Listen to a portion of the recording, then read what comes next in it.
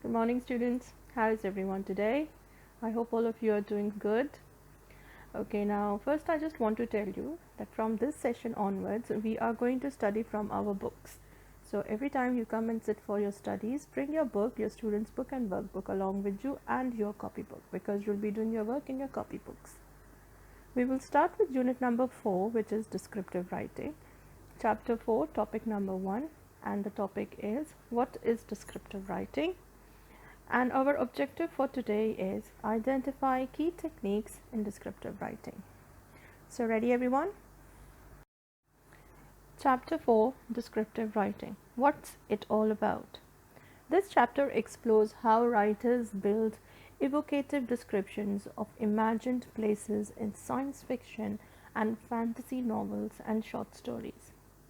So what we are going to learn is analyze how writers use language to describe, use quotations to support your opinions, identify different techniques used in descriptive writing, choose precise vocabulary and imagery, vary sentence structures for effect, use paragraphs to organize description.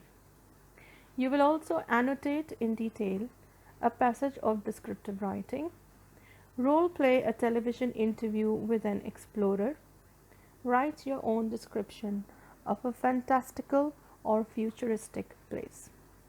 Now I will describe to you all these things one by one, but the first topic that we are going to do is descriptive writing, and I'll explain to you what descriptive writing is first, and then step by step we'll learn all the other techniques as well.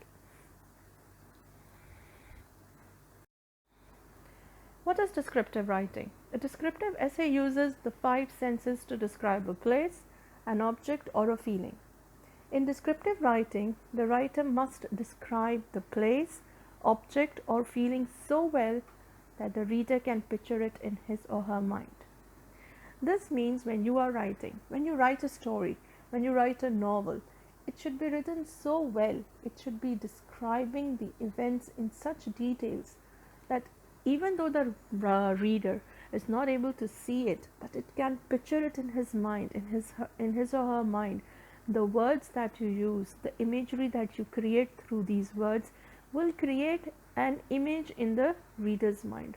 So descriptive writing helps the writer to create a picture in the mind of the reader, even though the reader is not able to see what is happening, but because you use words so well to describe a place, an object, or a feeling, that it automatically starts building an image in the reader's mind. The 5 senses. In descriptive writing, you don't have to use all your 5 senses to describe. Most of the time, using 3 of your senses to describe will be sufficient, means it's going to be enough. Your 5 senses are sight, that is what you see, smell, that is what you can smell through your nose, taste, what you can taste through your tongue, touch, what you can feel with your hands, and hearing, what you can hear with your ears. So these senses, when you use these senses to describe something, it automatically starts creating an image. So but most of the time we don't need to use all the 5 senses. It depends upon the situation or the thing that we are describing. So we can use maximum 3 senses to describe any image or any object, any place or character. Everybody clear till here? Now let's take an example to see how the writers use words to create an image in the reader's mind. What I want you to do is close your eyes and just listen to what I am reading, and let's see if it makes an image in your mind. The beach is the perfect place for me. The air is hot, but the water is cool and fresh. I enjoy swimming and surfing in the ocean. When I am tired, I come out and lie on the beach. The sand is soft and white. The beach is noisy with seagulls and children laughing, but it is a pleasant noise. I even like the beach smells. The air smells salty from the sea. I feel relaxed and peaceful. When I want to relax in summer, I go to the beach. Now, did this passage create an image of what the writer is trying to tell you? Did it create a sense of being there at the beach? When you close your eyes, you can imagine a nice summer breeze. You are at the beach, the sun is shining, the voice of the children, they're laughing and enjoying. The seagulls, the seagulls, they have this voice near the sea. You will hear these birds, they have this sound. All this is created in our minds because the writer used his skills to describe the place. He described it by telling what he saw. He described it by telling what he feels. He described it by telling what he smells.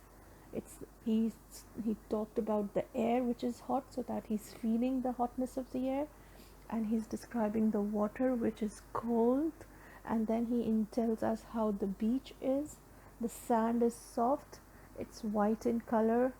Then he describes, using his sense of hearing, the sounds of the seagull and the sounds of the children, and then he uses the smell to tell us how the smell of the beach is. It's salty. There is a specific smell of the ocean. When you start going near to the sea, there is this special smell that comes to your mind, to your nose. This smell tells you, yes, you are near to the beach. So the writer has described all these things using his senses. He used his sense of eyes. He used his eyes, sight, sense of sight. He used his sense of hearing, that is the sound, and then he used his sense of smell, and he's told us how the beach smells, how the fresh breeze and the saltiness of the sea all came. Why this imagery was created in our minds? Because of the way it was described. Did you understand? Alright, students, let's look at another example and see how the writer has used words, powerful words, to create an image in the reader's mind. The room was big and the walls were bright yellow. In one corner were 3 different sized chairs. One was big and soft, one was medium sized and wooden, and the small chair was painted red. On the dining room table were 3 bowls and 3 spoons. Now here in this paragraph, the writer has used words to describe how the room was from inside, what he could see. So he used his sight to describe the room. How was the room? It was big. What was the color of the walls? It was yellow, bright yellow, and there were 3 different sized chairs, and they were kept on one corner of the room. And then he describes how the chairs were. One was big, but it was soft. The other one was a medium sized chair, but it was wooden, and the smallest chair was painted red. And the writer also tells us that on the dining table there were 3 bowls and 3 spoons. So the writer described the room in detail using his sense of sight and created a picture in the reader's mind. Alright, students, now open your books to page number 90. Put out today's date and let's start. Follow where I'm reading. Descriptive writing is the language that writers use to create pictures or images in a reader's mind. A good descriptive writer chooses their words carefully to convey specific ideas. Read the paragraph below. Important adjectives, nouns, verbs, and adverbs have been highlighted. Now all of you can see the box. Inside the box there is a paragraph, and some words have been highlighted. So all the words that have been highlighted in yellow are adjectives. Adjectives we all know are describing words. The words which are highlighted in green are nouns. Nouns we know that it is the name of a place or an animal or a thing. It's a noun. All the words that have been highlighted in purple are verbs, means they are action words. They're showing what kind of action the noun is doing. And the words that are highlighted in brown are adverbs, which are words that add more meaning to the action. They describe the action. I'll explain to you it in detail later, but let's read the passage first. The old man shuffled slowly down the busy street, his feet tired and aching. Making an effort to keep gradually moving, he breathed heavily. Confused, he looked around blankly as his pale eyes searched for something he might recognize. He lowered his head, fixed his attention on the ground, and, blinking away tears, continued on his slow, desperate journey. Alright students, now let's just focus on the first sentence of the paragraph. The old man shuffled slowly down the busy street, his feet tired and aching. Now the word old is highlighted and it is an adjective. So now let's start creating this image in our mind. So the first picture that we have in our mind is that of an old man. It's not of a young man, it's not a boy, it's not a girl.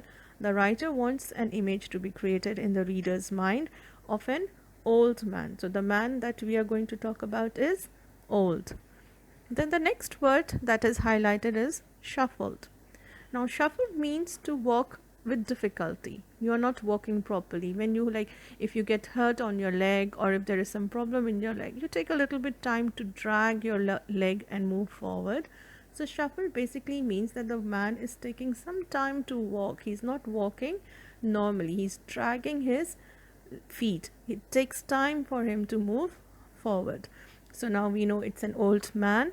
And is this old man walking properly? No, he is having a shuffled walk.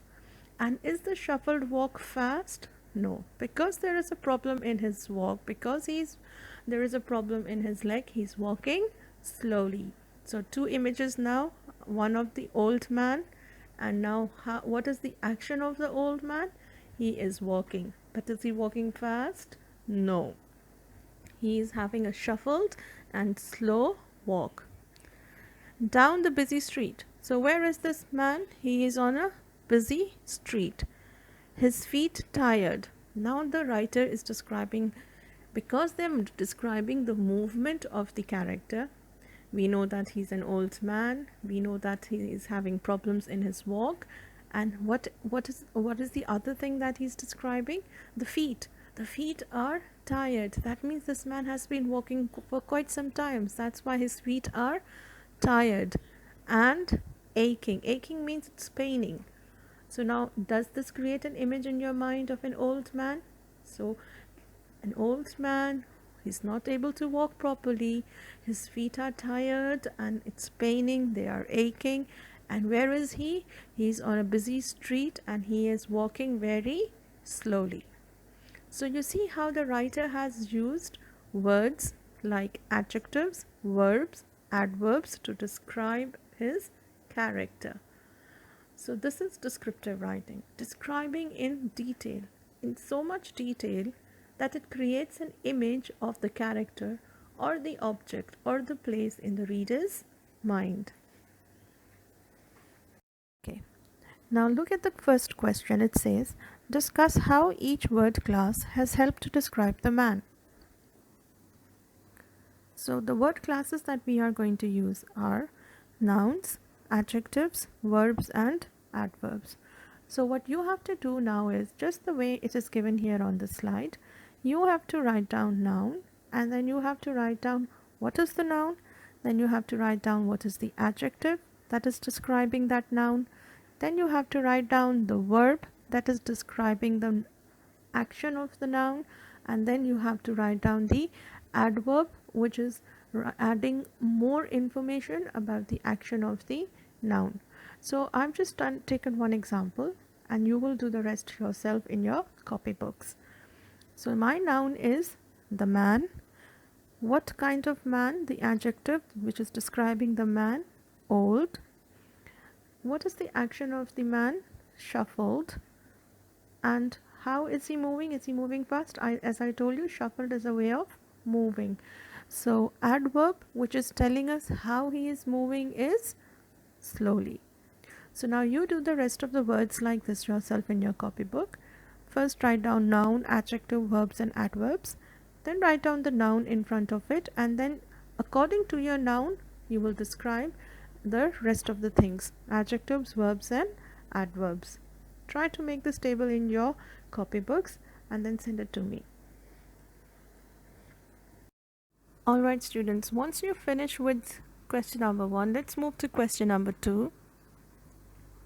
It says, how might different word choices change the meaning of the description? So now we've done this in the previous units, that the choice of words the author makes while writing has an impact in setting the mood of the story. So if you are writing an adventure story, you are going to use words which are appropriate in describing the adventure. And same way, if it is a suspense or a thriller, then you are going to use appropriate words to describe the suspense, to build up that thrill. So the choice of word always has an impact on the setting the mood of the story, and this creates a similar picture in the minds of the reader. Let's take an example how the choice of word changes the mood of the character and the story. What would be the effect of changing the verb and adverb? Now we know in this paragraph, an old man scuffled slowly down on a busy street.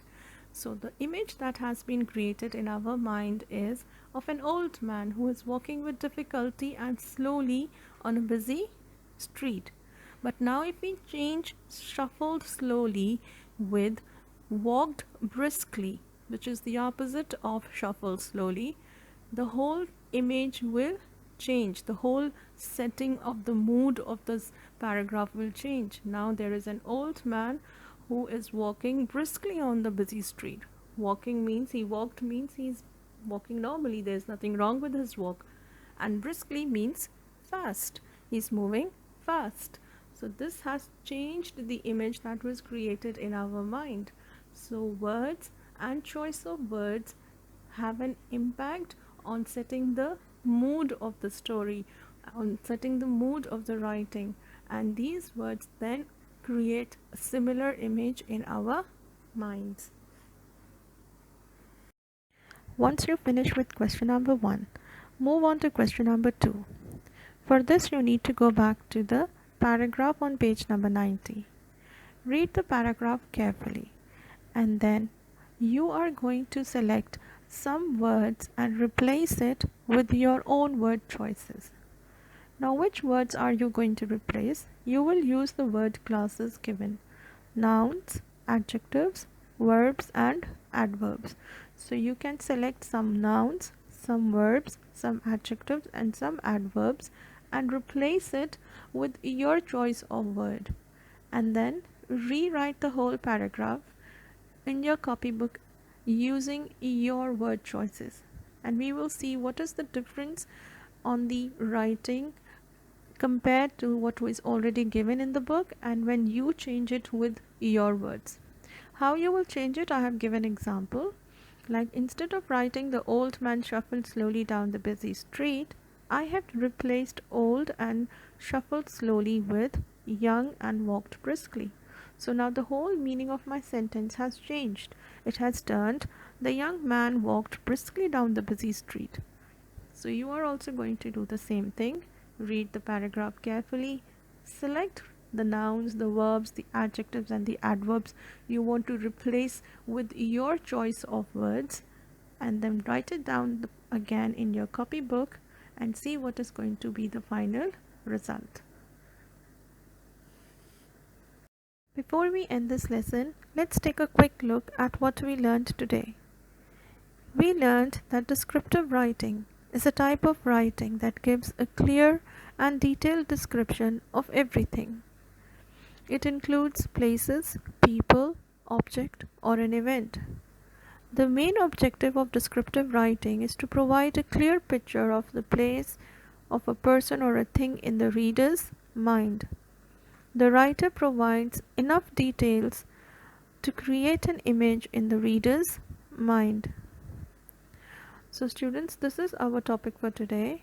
In the next session, we will learn how similes, metaphors, and personification is used in descriptive writing.